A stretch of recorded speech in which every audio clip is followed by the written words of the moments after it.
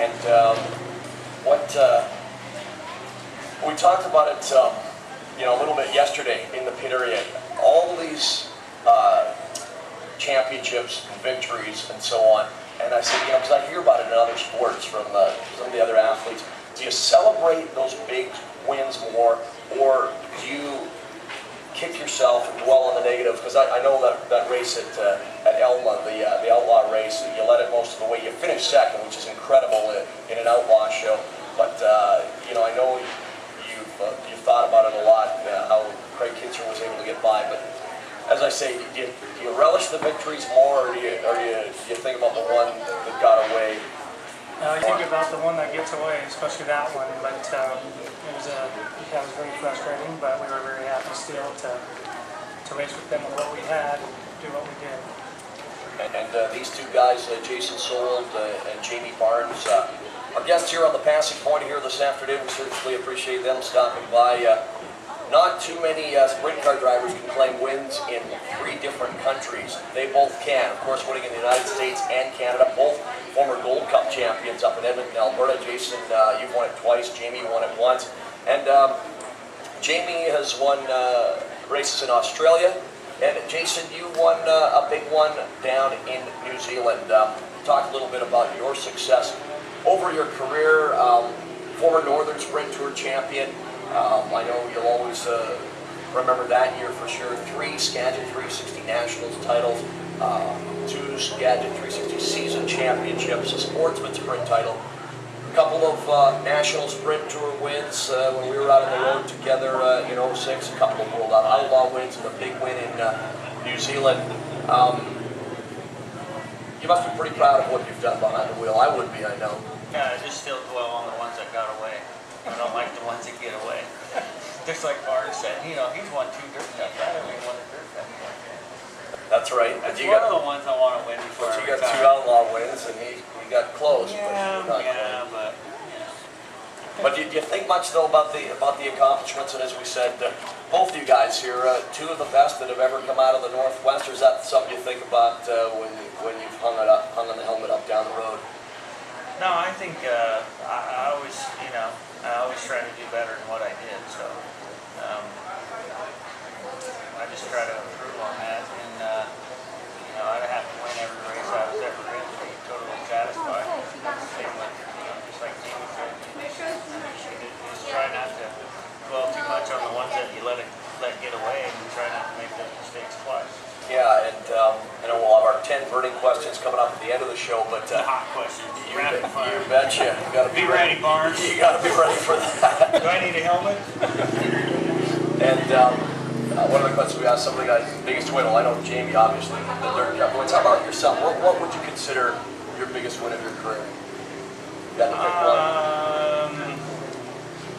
Can I guess? Go ahead.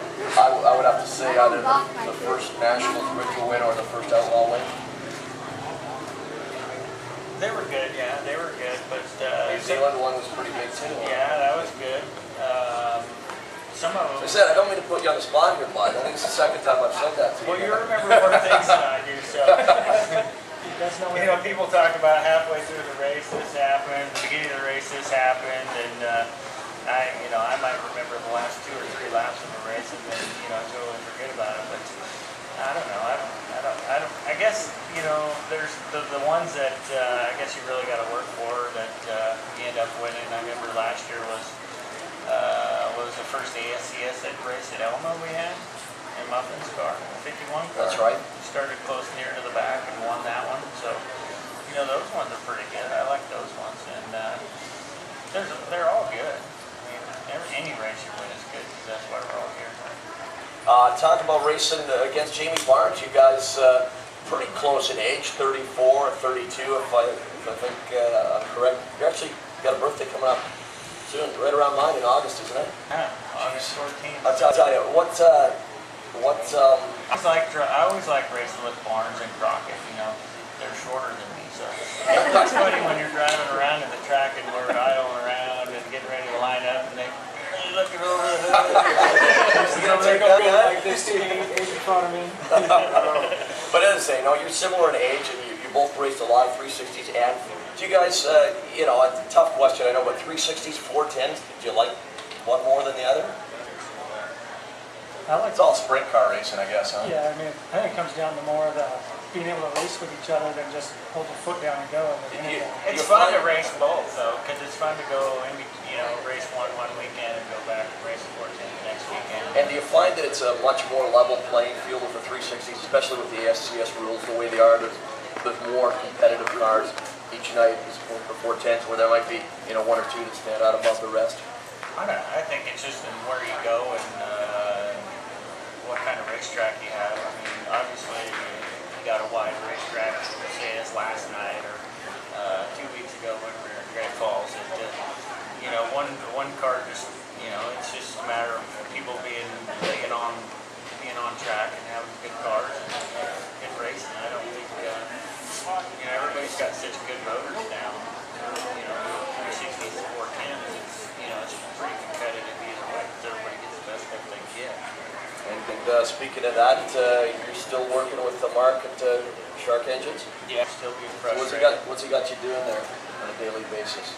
Cleaning up? Mopping the floor? Yeah, I clean the toilets, make sure there's paper towels on the roll, toilet paper, make sure that, you know. Do you get in depth though with them when it comes to fine tuning those expensive?